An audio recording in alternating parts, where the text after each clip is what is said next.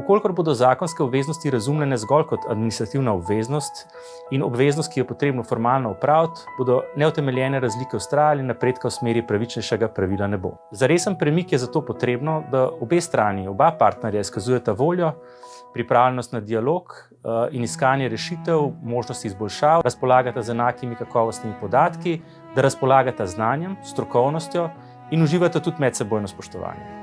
Želim si, da bi bil za vzpostavljanje teh pogojev učinkovitejši korenček kot palica.